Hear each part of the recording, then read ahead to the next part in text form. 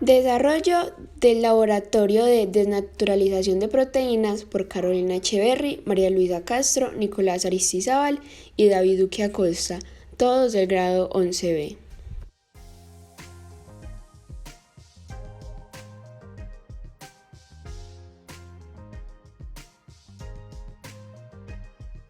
El objetivo de esta práctica de laboratorio es identificar una proteína globular a través de diferentes reactivos, observando los cambios en su estructura en diferentes medios. Conceptos. Bueno, el concepto que llevaremos a cabo en este laboratorio será la desnaturalización. La definición de este es: en bioquímica, la desnaturalización es un cambio estructural de las proteínas o ácidos nucleicos, donde pierden su estructura nativa y de esta forma su óptimo funcionamiento, y a veces también cambian sus propiedades físico-químicas estructurales. Bueno, en esta imagen podemos ver cómo una proteína nativa con la desnaturalización pasa a una proteína desnaturalizada y que una proteína desnaturalizada con la renaturalización pasa a una proteína nativa. ¿Cuáles serían efectos contrarios? Punto de enfoque. El punto de enfoque que se llevará a cabo en este laboratorio será la desnaturalización de las proteínas. La desnaturalización de proteínas es un proceso en el que una proteína sufre un cambio estructural que produce a su vez un cambio funcional, pudiendo llegar a la pérdida total de la función biológica. La desnaturalización suele ir acompañada de cambios en las propiedades físico-químicas de las proteínas. La más común es la pérdida de solubilidad, aunque esta no siempre ocurre. Una proteína es una o más cadenas de aminoácidos que se enrollan y se pliegan hasta adoptar una estructura tridimensional específica. Esta estructura tridimensional se conoce como conformación espacial y es esencial para que la proteína realice su función correctamente. La desnaturalización de las proteínas ocurre cuando se pierde esa conformación espacial. Las proteínas se forman en los ribosomas por la lectura y traducción de los genes. Cada gen lleva la información de la secuencia de aminoácidos que dará lugar a cada proteína de nuestro cuerpo. Esta cadena de aminoácidos agrega otros átomos o moléculas como el cobre, el zinc, el hierro y entre otros, para dar así lugar a la proteína final que comienza a plegarse sobre sí misma para adoptar la conformación espacial necesaria para realizar correctamente su función biológica. Cuando la proteína no ha sufrido ningún cambio en su interacción con el disolvente, se dice que presenta una estructura nativa, como podemos ver en la figura. Se llama desnaturalización de las proteínas a la pérdida de estructuras de orden superior, secundaria, terciaria y cuaternaria, quedando la cadena polipeptídica reducida a un polímero estadístico sin ninguna estructura tridimensional fija. Es importante tener en cuenta que el proceso de desnaturalización no afecta a la estructura primaria de la proteína, es decir, la desnaturalización no afecta a la cadena de aminoácidos que forma la proteína, solo a su conformación espacial. Se conocen unos pocos casos excepcionalmente raros en la que una proteína desnaturalizada conserva su función biológica.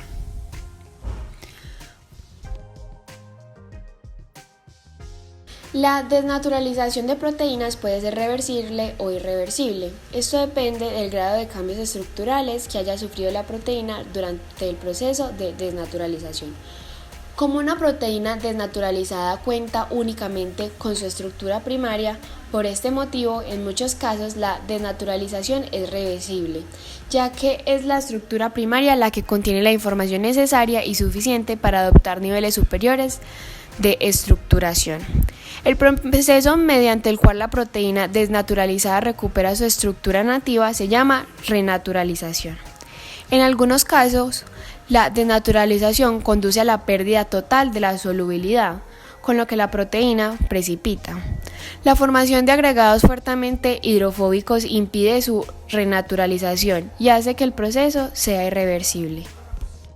Agentes desnaturalizantes. Se conocen como agentes desnaturalizantes a todos aquellos agentes o factores, ya sean físicos o químicos, que provocan la desnaturalización de una proteína.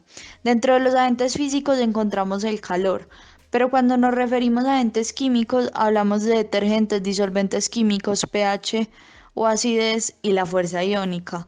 Sin embargo, como las reacciones de desnaturalización de proteínas pueden ser reversibles, es posible precipitar a las proteínas mediante cambios en la polaridad del disolvente. Por tanto, les voy a hablar del efecto de la polaridad del disolvente sobre la estructura de las proteínas. La polaridad del disolvente disminuye cuando se le añaden sustancias menos polares que el agua, como etanol o acetona. Con ello disminuye el grado de hidratación de los grupos iónicos superficiales de la molécula proteica, provocando la agregación y precipitación. Los disolventes orgánicos interaccionan con el interior hidrófobo de las proteínas y desorganizan la estructura terciaria, provocando su desnaturalización y precipitación. La acción de los detergentes es similar a la de los disolventes orgánicos. Ahora les voy a hablar del efecto de la fuerza iónica sobre la estructura de las proteínas. Un aumento de la fuerza iónica del medio por adición de sulfato de amonio, urea o cloruro de guanidinio, por ejemplo, provoca una disminución en el grado de hidratación de los grupos iónicos superficiales de la proteína, ya que estos solutos compiten por el agua y rompen los puentes de hidrógeno o las interacciones electrostáticas, de forma que las moléculas proteicas se agregan y precipitan. En muchos casos, la precipitación provocada por el aumento de la fuerza iónica es reversible. Mediante una simple diálisis se puede eliminar el exceso de soluto y recuperar tanto la estructura como la función original. A veces es una disminución en la fuerza iónica la que provoca la precipitación. De esta forma, las proteínas que se disuelven en medios salinos pueden desnaturalizarse al dializarlas frente a agua destilada y se renaturalizan cuando se restaura la fuerza iónica original. Efecto del pH o acidez sobre la estructura de las proteínas. Los iones H y OH- del agua provocan efectos parecidos, pero además es de pupu de los aminoácidos. Esta alteración de la carga superficial de las proteínas elimina las interacciones electrostáticas que estabilizan la estructura terciaria y a menudo provoca la precipitación. La solubilidad de una proteína es mínima en su punto isoeléctrico, ya que su carga neta es cero y desaparece cualquier fuerza de repulsión electrostática que pudiera dificultar la formación de agregados. Y por último, el efecto de la temperatura sobre la estructura de las proteínas. Cuando la temperatura es elevada, aumenta la energía cinética de las moléculas, con lo que se desorganiza la envoltura acuosa de las proteínas y se desnaturalizan. De esta forma, un aumento de la temperatura destruye las interacciones débiles y desorganiza la estructura de la proteína, de forma que el interior hidrófobo reacciona con el medio acuoso y se produce la agregación y precipitación de la proteína desnaturalizada. Cuando aumenta el calor, los átomos que conforman los aminoácidos de la proteína se agitan con más violencia, se rompen las uniones débiles que se forman entre ellos y pierden la estructura natural de la proteína.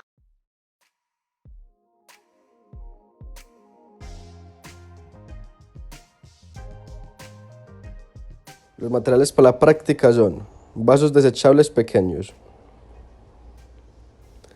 plato desechable o plástico, 2 vasos de vidrio,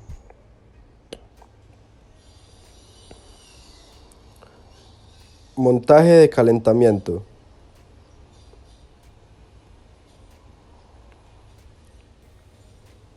leche entera,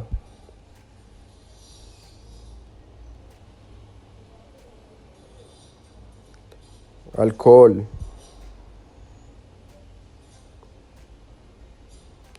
vinagre y acetona,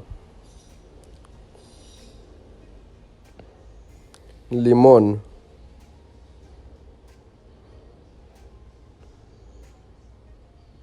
huevo,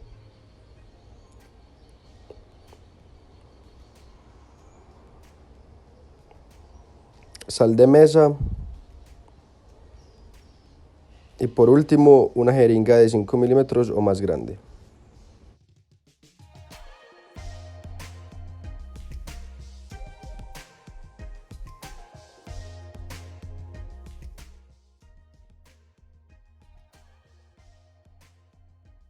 En este momento voy a hacer el procedimiento de pH del laboratorio. Entonces el primer paso es echar 5 mililitros de leche en los dos vasos plásticos.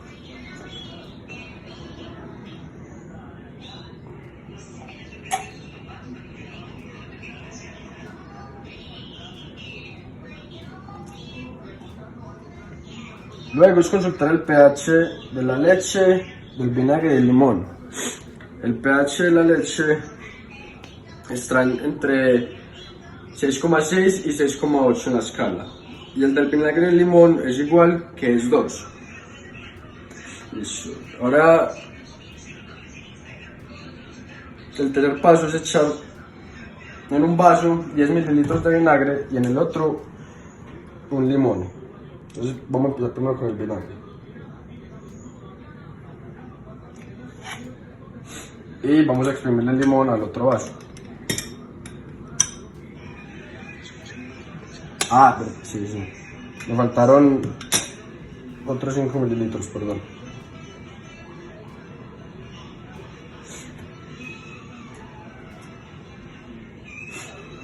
Y ahora vamos a echarle el limón acá a la leche.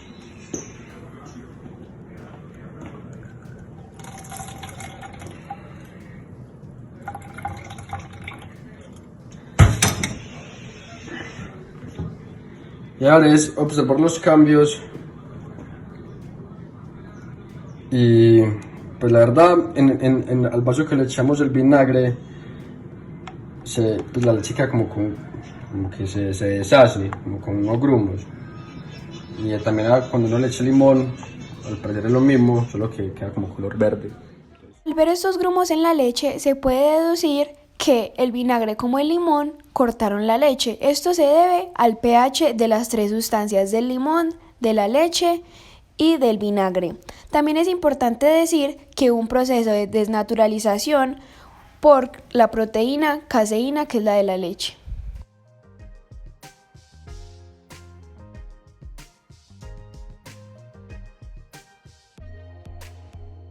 Entonces, en este laboratorio a mí me tocó el proceso de disolventes orgánicos. Tengo los materiales que son alcohol, leche, huevo, y un vaso desechable y un plato desechable. Entonces el proceso es: toma un vaso y un plato desechable, agrega 10 mililitros de leche en el vaso. Entonces los voy a contar.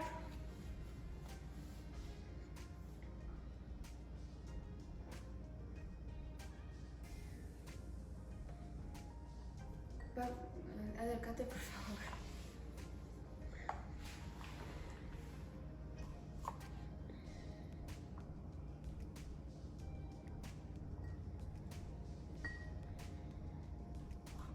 Ahí están los 10. Después, en el plato agrega el huevo crudo.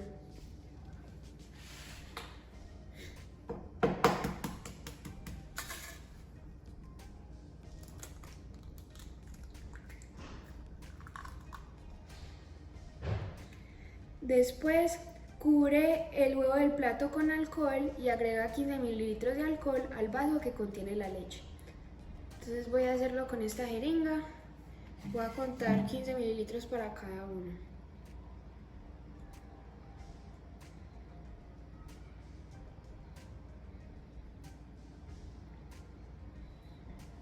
Primero para la leche.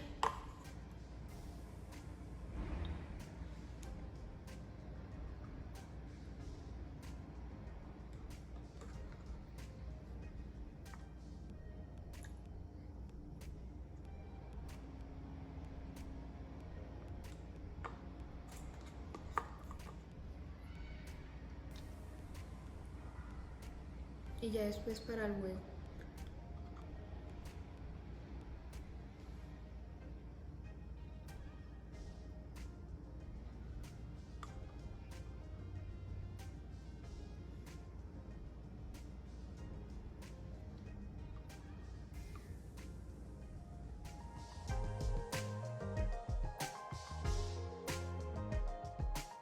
Este vaso es la leche sin alcohol y este vaso es la leche con alcohol. En el previo procedimiento del laboratorio pudimos ver que, en primer lugar, la leche sufrió un cambio, pero no muy drástico, pues al principio, al haberle echado los 15 mililitros de alcohol, pudimos ver cómo esta tornaba a tener como un color más tenue, que no se viera como tan fuerte. Esto se debe a que la proteína de la leche, que se llama la caseína, sufrió un proceso de desnaturalización. Lo pudimos ver en el caso del huevo. Al echarse los 15 mililitros al huevo, pudimos ver cómo la clara de este se iba desvaneciendo e iba formando unos grumos. Esto también pasa por la desnaturalización de la proteína de la clara del huevo, que se llama ovalbúmina.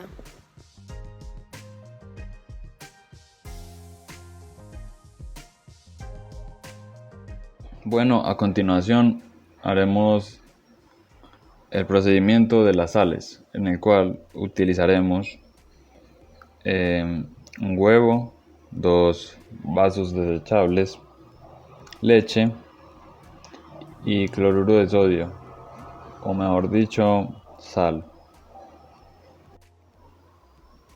Para empezar, utilizaremos la leche y de esta sacaremos 2 mililitros.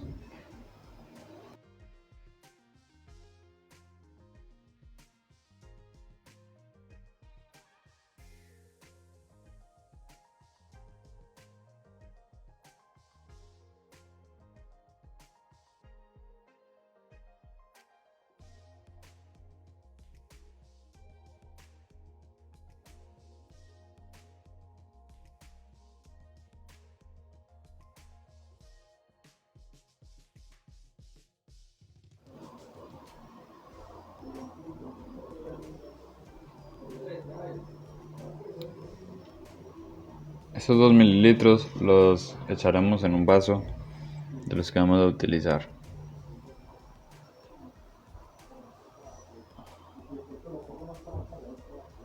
Hay que asegurarnos de que se eche por completo los 2 mililitros que pedían. Luego de esto cogeremos el otro vaso y le echaremos la clara de huevo.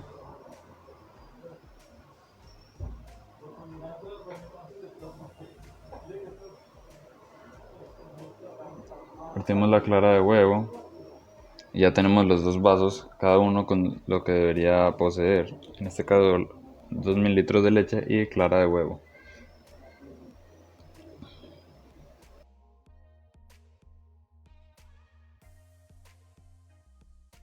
Bueno, en el procedimiento nos dicen que necesitamos agregar gota a gota una solución de cloruro de sodio concentrada hasta observar algún cambio. Lo leí textualmente. A lo que se refieren con solución de cloruro de sodio concentrada es a mezclar la sal con el agua y de esta sacar una mezcla, valga la redundancia, concentrada, ¿cierto? Entonces que quede bien distribuida. Entonces lo que vamos a hacer es echar sal en un vaso a mitad de agua, vamos a echar 2 cucharadas y lo vamos a revolver hasta que se diluya en esta.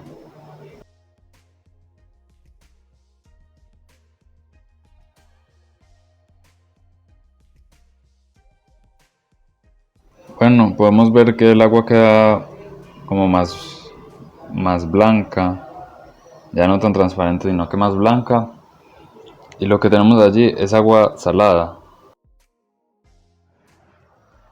Bueno, a continuación procederemos a echar gota a gota una solución de cloruro de sodio hasta empezar a ver cambios. Empezaremos a echar estas gotas en el vaso que tiene la clara de huevo. Al principio empecé a echar muy despacio, pero luego no había empezado a ver cambios, por lo que empecé a aumentar la velocidad de las gotas y le eché cada vez más y más hasta poder encontrar estos cambios que estaba buscando.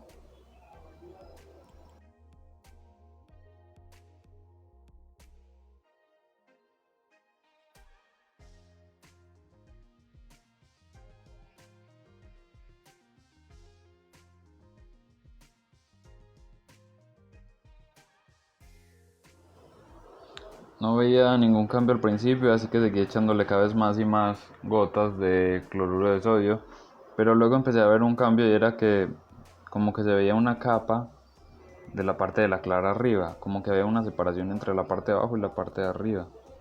No sé si se logré ver muy bien, pero hay una separación porque hay un espacio entre la mitad de eso que queda como vacío, por decirlo así, queda transparente, como si le hubieran puesto agua, como si se separara la sal y el agua y solo quedara el agua ahí en la mitad. Entonces el cambio que logré identificar entre la clara de huevo. Aquí le eché más para que se viera mejor y se ve como queda separado arriba una parte de la clara de huevo, abajo queda otra parte y entre la mitad queda como el agua de lo que se le estaba echando. Y también podíamos ver que quedaban como burbujitas en la parte del agua. Luego procedí a echar estas gotas de cloruro de sodio en los 2 mililitros de leche. Aquí sí creo, desde el principio pensé que era muy difícil encontrar los cambios porque la verdad no se veía muy bien. Así que decidí echarle cada vez más rápido. Empecé a identificar que obviamente la leche había cambiado de color y ya no estaba del mismo color que la original. Ya se veía una leche como más, más blanca y menos amarilla, ¿cierto? Una leche como modificada.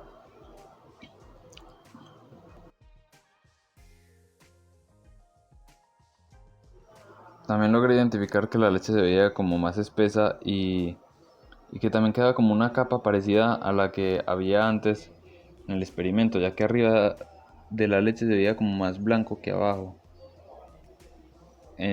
Una diferencia de capas, como logramos ver en la clara del huevo, aquí en la leche se presentaba una similar, pero la verdad tenía sus diferencias porque, en mi opinión, esta fue más difícil de identificar.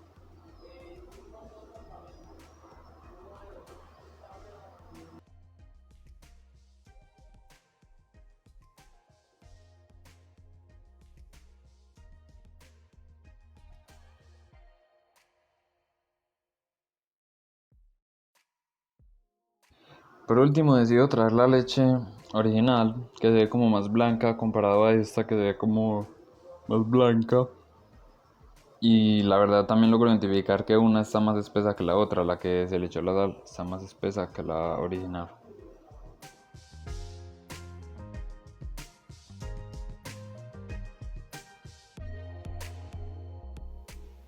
Hacer mi experimento de laboratorio, que es el de temperatura. El primer paso es llenar 3 mililitros de leche en un recipiente pequeño y en otro llenarlo con la clara de un huevo. Voy a proceder a hacer eso. Voy por el huevo. Lo voy a lavar. Entonces la leche,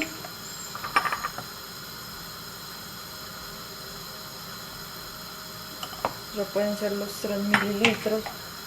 Voy a ir por un vaso para echar la yema y lo que me sobre de la clara.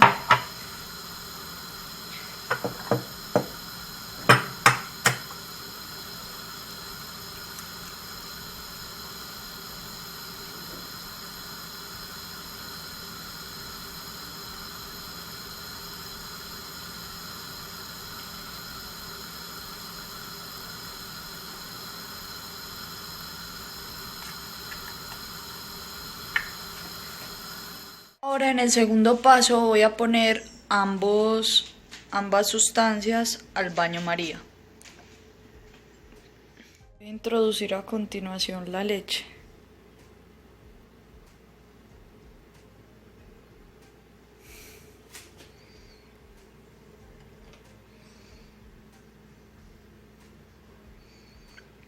Vamos a esperar que se caliente un poco, que llegue a la temperatura, un equilibrio térmico.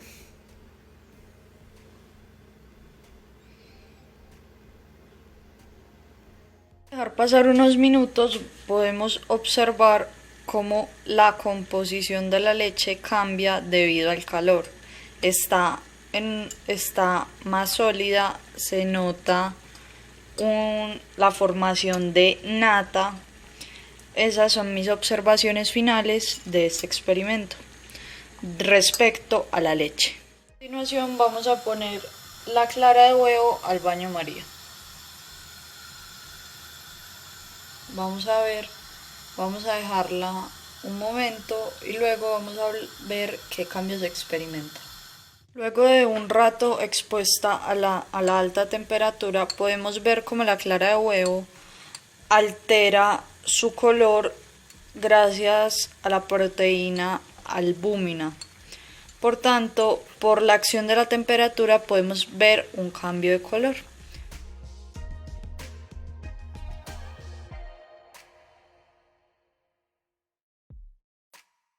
Como es posible ver, las proteínas tienen 4 niveles estructurales que las componen. La estructura primaria viene determinada por la secuencia de aminoácidos en la cadena proteica, es decir, el número de aminoácidos presentes y el orden en el que están enlazados. Las posibilidades de estructuración a nivel primario son prácticamente ilimitadas.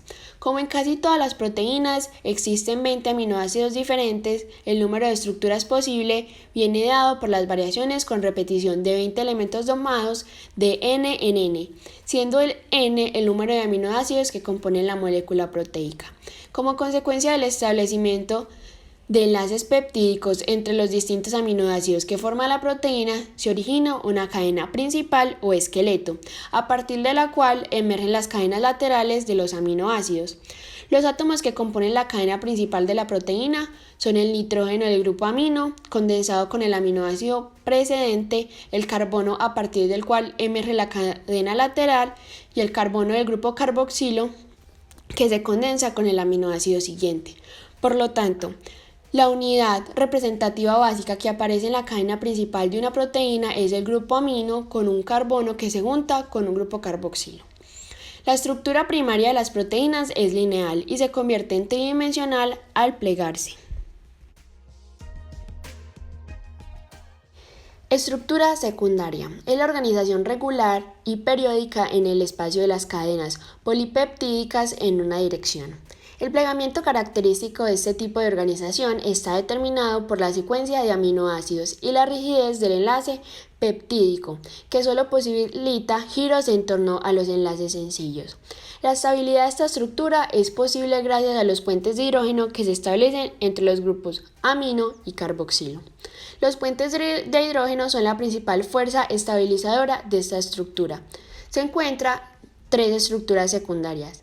Hélice alfa, cuando la cadena principal o el esqueleto de un polipéptido se pliega en el espacio en forma de helicoide dextrógiro, la cual adopta una conformación denominada hélice A. Esta estructura es periódica y en ella cada enlace peptídico puede establecer 2 puentes de hidrógeno. Conformaciones B.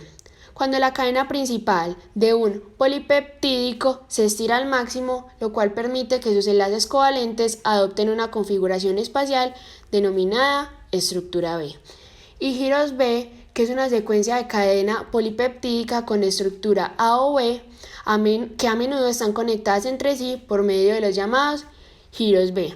Son secuencias cortas con una conformación característica que impone un brusco giro de 180 grados a la cadena principal de un polipeptídico.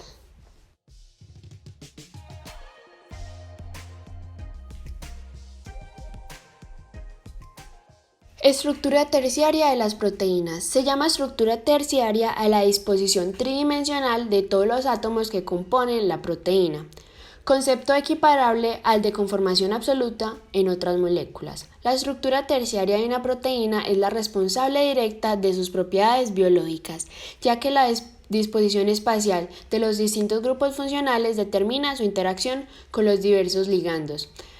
Para las proteínas que constan de una sola cadena polipeptídica, la estructura terciaria es la máxima información estructural que se puede obtener.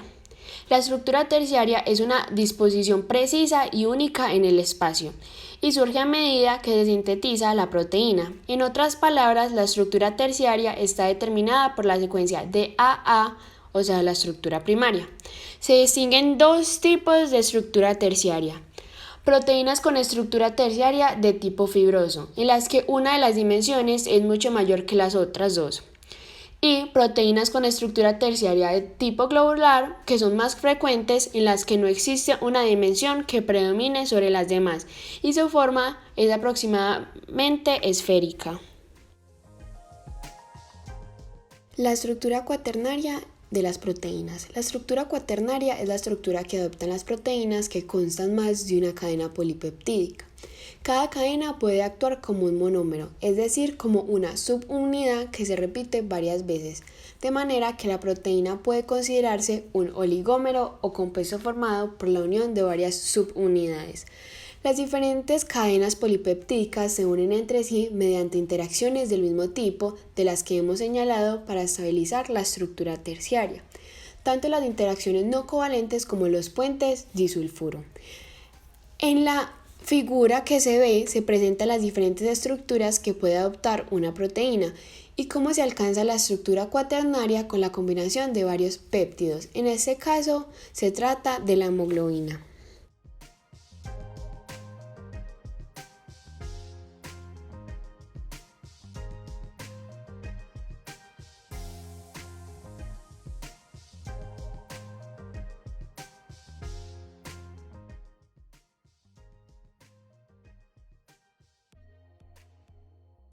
La coagulación se refiere al proceso de desestabilización de las partículas suspendidas de modo que se reduzcan las fuerzas de separación entre ellas. Para la coagulación existen también los modelos. El primero es llamado ortocinético, el cual es promovido por la agitación externa. Principalmente influyen partículas de tamaño superior al micrón y tienen relación con los gradientes de velocidad del líquido. El segundo modelo se llama pericinético y se diferencia del primero en que su fuente de agitación es interna. Principalmente importarán el movimiento browniano y la sedimentación. Su efecto es principalmente sobre partículas de tamaño inferior al primer micrón. La precipitación química es un proceso por el cual una sustancia soluble se convierte en insoluble, ya sea por reacción química o por cambio en la composición del solvente para disminuir la solubilidad en él. Los sólidos precipitados pueden separarse por sedimentación y o filtración. ¿Qué le sucede a una proteína cuando se desnaturaliza? Explica las estructuras que se alteran en el proceso. Cuando una proteína se desnaturaliza, esta experimenta una pérdida de las estructuras de orden superior, ya sea secundaria, terciaria o cuaternaria, quedando la cadena polipeptídica reducida a un polímero estadístico sin ninguna estructura tridimensional fija y por tanto pierde así el característico plegamiento de su estructura. La palabra desnaturalización indica que la estructura se aleja de la forma nativa debido a un importante cambio en su conformación tridimensional. El plegamiento es el proceso que conduce a la forma tridimensional del polipéptido. Ocurre enseguida o a la par de la traducción sin alterar su secuencia, de forma tal que los residuos hidrófobos de la proteína quedan encerrados dentro de su estructura y los elementos hidrófilos quedan expuestos al exterior. Este proceso de plegamiento es espontáneo, pero con frecuencia requiere de la asistencia de enzimas especializadas llamadas chaperonas. La forma final de la proteína determina cómo interaccionará esta con el Pregunta entorno. número 3. ¿La desnaturalización es reversible o irreversible? Explica. La desnaturalización de proteínas puede ser reversible o irreversible. Esto depende del grado de cambios estructurales que haya sufrido la proteína durante el proceso de desnaturalización. Si la desnaturalización es reversible, la proteína puede volver a su conformación espacial funcional. Si el agente desnaturalizante desaparece, este proceso opuesto se conoce como renaturalización. En el caso de desnaturalización irreversible, la reestructuración de la proteína de vuelta a su conformación espacial funcional puede ser lento, desde horas hasta días, o puede ser totalmente imposible.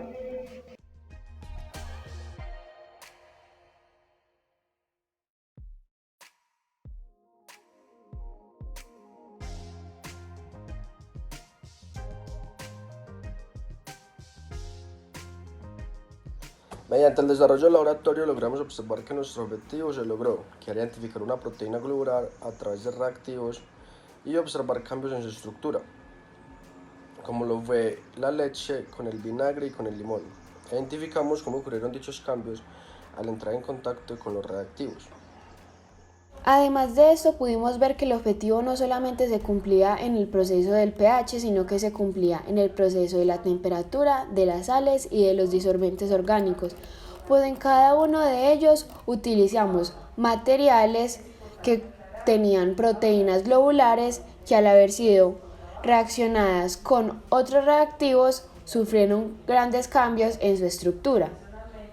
Y esto se debió a la desnaturalización que presentaban dichas sustancias en su proteína.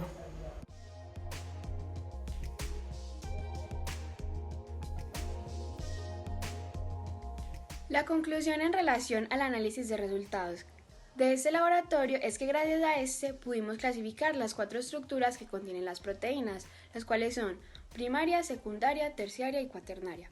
La clasificación de estas depende de su naturaleza, de las cadenas polipeptídicas que contenga y de su origen y actividad biológica. Es importante tener en cuenta que cada proteína tiene su propio grado de complejidad diferente y que cada una de ellas también tiene funciones diferentes.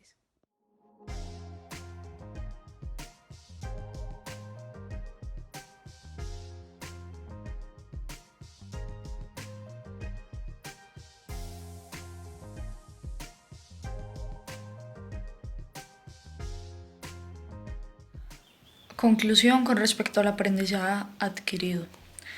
Aprendimos que el proceso de desnaturalización de proteínas consiste en que una proteína sufra un cambio estructural que a su vez produce un cambio funcional, pudiendo llegar a causar la pérdida de la función biológica. También esta puede cambiar una proteína de ser soluble a ser insoluble.